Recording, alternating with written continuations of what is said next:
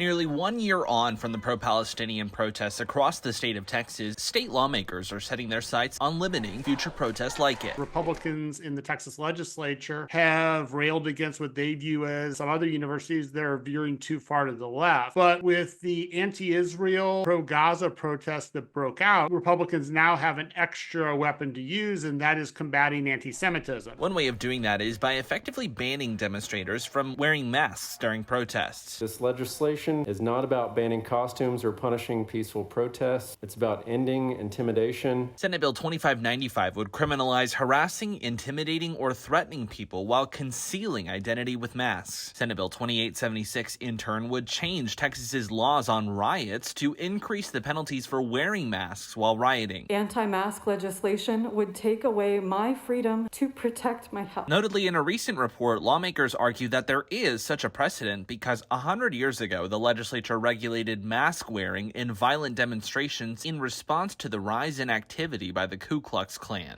Meanwhile, on the Senate floor, lawmakers passed a bill that would require school administrators to use the state's definition of anti-Semitism. That definition specifically cites the International Holocaust Remembrance Alliance examples, including denying the Jewish people their right to self-determination, for example, by claiming that the existence of a state of Israel is a racist endeavor, or holding Jews collectively responsible for the actions of the state of Israel.